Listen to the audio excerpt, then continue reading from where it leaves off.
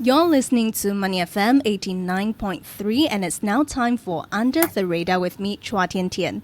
Now today we're going to talk about a fashion brand or a company that would come to mind when we mention the phrase heat tech.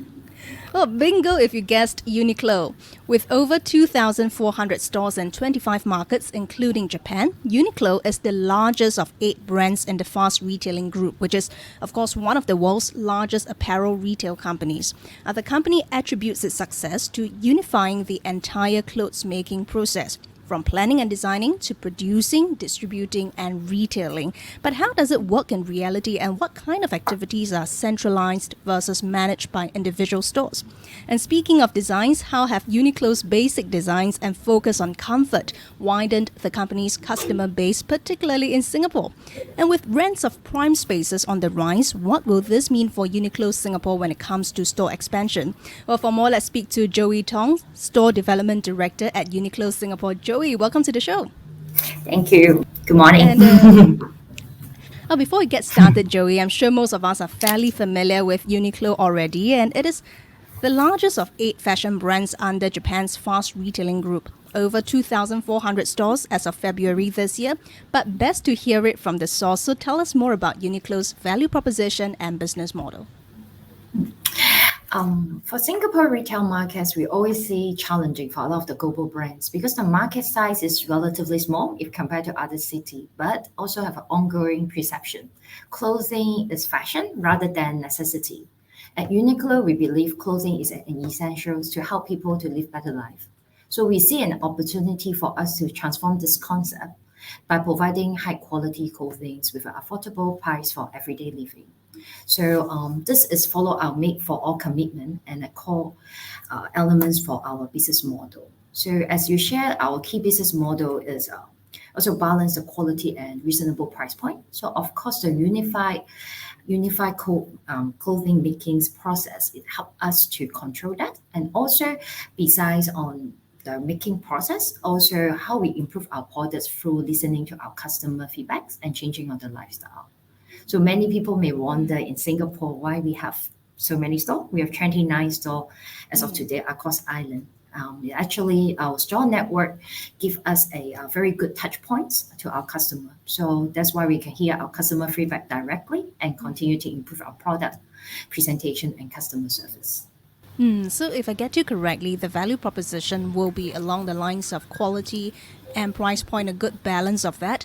And you talked about the presence in Singapore. What role does UNIQLO Singapore play as part of the wider UNIQLO brand? I guess every market is very unique, and in UNIQLO as a global brand, we appreciate local culture and try to be going with the neighborhood and the community. So very different with other brands. Every time we getting into a new community, we see each store as individual. We try to tailor our store concept and how we deliver to our customer with the demographic that we understand from the market. So I guess what to answering your question, probably how can we get into each consumer, each customer heart, probably is how UNIQLO Singapore we position to across for the global brand.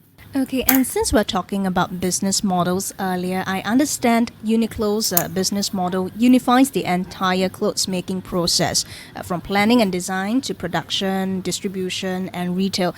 But how does it work really, and what kind of activities are centralized? Are your procurement, merchandising centralized? What kind of activities are managed by individual stores then? Yeah, so UNIQLO business model unify the whole clothing process. I think from design planning to products, so we are centralized in a kind of one unified system.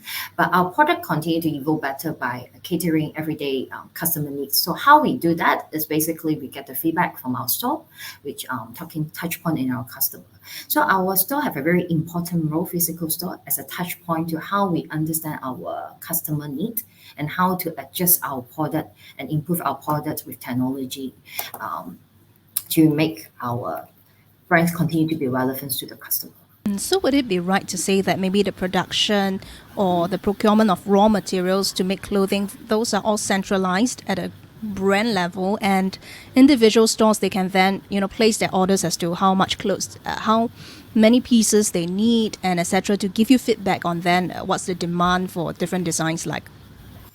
Of course, in different market, different store, we do have different market, different store. They will have different thing that is a bestseller. So definitely they have various of in terms of the control. Each store manager have to able to have some of the sharing the feedback and what they need on the quantity. But I think the most important thing, the role of a store, each individual store, is really giving us the first hand information. What is the change of the customer behavior, then we know how to improve our product. So I don't say that we it's like brand levels that have an overall only brands control. Our brands actually essentially our store is built for our customer and our product as well. So we listen what our customer need and then we try to bring back to the whole system. So I think that is make our brands continue to grow.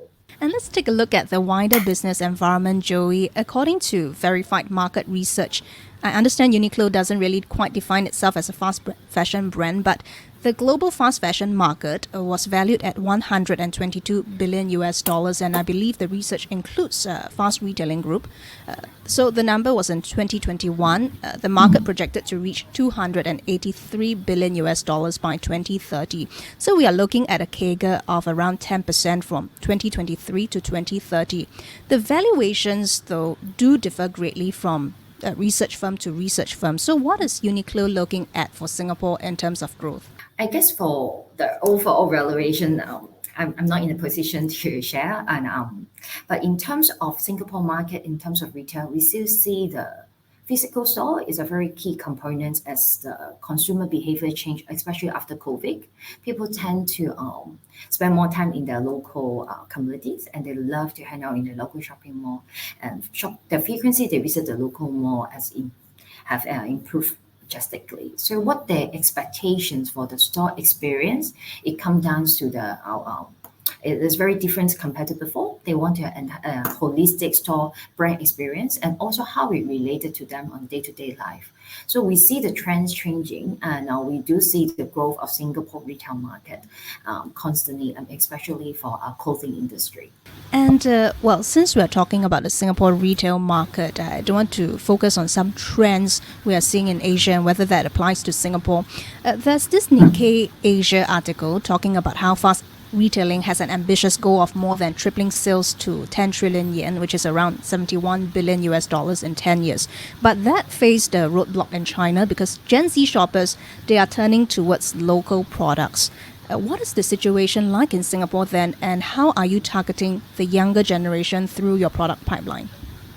So when I guess for each brand, when we want to go for the market share, we do look very detailed, especially in Uniqlo, on how we approach our customer, and not only for the younger generation but also older generation. So for the young Gen Z customer, we in Singapore we did have a very successful TikTok page, Uniqlo TikTok page, which we tap into our young member brain and see how to approach their age group customer in the way that they think is effective. So we always say called Gen Z, targeted Gen Z. So we hope to use their mindset to able to tap into the younger customer.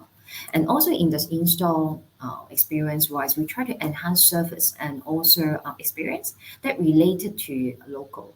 So you will see we have new store like in Parkway Parade and Junction 8. We have good neighborhood guide. So we do have a touch point with the local brands and local communities throughout a showcase of the local merchandise and for local smaller brands that are able to showcase to bigger audience for our location. So we do realize that people love the local touch and also the community part. We are playing stronger role now in UNIQLO Singapore in order to bring into our customer. Does that focus on the younger generation have any bearing on your product pipeline or in terms of working with other designers for your designs? Or is that something that's within the purview of Uniqlo Singapore? So I think product-wise, you may remember last year we are very viral of this Uniqlo oversized cotton t-shirt, which a lot of people recall as a SG uniform. So we do see that in Gen Z, they make a lot of contents in the social media about it. We realize that it is very popular in Singapore and among the Gen Z. So we actually we have enlarged the product color range now from at the beginning 3 colors to today about 10 colors that we have. So a lot of the trend we can pick up from the young customer, we do reflect back to our product pipeline. And in terms of working with other partners in Singapore, we have this UT tailor service, like we call it custom made service. So we were able to engage local artists to create some content. So you can go into our flagship store in Orchard Central or Bugis store in order to you can print your own t-shirts in our product. So we do work with a lot of the local artists, local brands, in order to create some synergy with our product. Then also for the young Gen Z customer, they love to tailor more personalize the item. It gives us a very good another level of services that can approach to the Gen Z. Uniqlo is well known for its basic designs, right? To what extent has that positioning expanded your consumer base as far as Singapore is concerned? Because it does seem to a layman that Singaporeans are a little bit more conservative when it comes to dressing up, right? You tend to be on the safer side with the safer colors and etc. Your thoughts on that? For Uniqlo, our core concept is life wear. So life wear is basically clothing that help us to walk through different parts of our life. It's essential. So we don't call ourselves basic because actually we put a lot of thought and design more on how to use clothing to improve our day-to-day life. So this is our cost age and our cost gender. So whatever times that when we're young, we first job, we start to work. We have tailored some marketing and activities in Buffalo City not long ago for the first jobber to how to dress up for interview, and of course different part of the life. Then when we become a mom, then when you're pregnant, different full of life. So we have also catered a collections for maternities and how to walk through different part of the life together with our customer. So I think this part, a lot of Singaporeans see Uniqlo probably is more a household brands now, more on things that really help them on the change of the lifestyle. So we do see we get a very good support from the locals on that. And not to mention when we travel to colder regions as well, or countries, right, we'll definitely need that heat tech. But Joey, take us through what is the number one trend in the fashion or fast fashion industry right now. How does it influence the way in which you take the company forward? I think maybe in fast fashion, we always say we are not and we are essential. So, but in terms of as my role is more store development, we see a very interesting trend for the last 2 years after COVID, that we were talking about customer experience, right? So a lot of people coming into a store no longer see a store as just a selling space. They really see a store of how to understand the brands and how the brands trying to share a story. So nowadays we are trying to put in new services and also experience for our customers. So this week we are launching UNIQLO flowers in our flagship store, which is a bespoke flower arrangement services that we provide to our customers. So a lot of people will not think that why a clothing store selling flowers, but for us, flower represent the color of life, which is very similar philosophy how ourselves Uniqlo see the clothing industry. So we hope providing different services and providing different layer of experience, we will continue to grow our business together with the Singapore market. And talking about store development, Joey, I do want to talk a little bit about rents. According to a report by Knight Frank out in April, I believe, rents of prime spaces in Singapore went up by 5% on a yearly basis. If I remember it correctly, it should be Q1 numbers. What are you seeing right now, and what bearing does it have when it comes to store expansion for Uniqlo Singapore? I think overall the cost of living, cost of operation increase. So rental increase on par or even beyond in the prime space is a very natural thing, I could say, in the market. But one thing we learn, we have to work smart and efficiency when we're talking about store expansion and also how we pace our business. I think our strength is because we have a very good store network in Singapore. We are relatively large. So we're able to understand our customer needs clearly, where they want us to go and what kind of services they want to add on.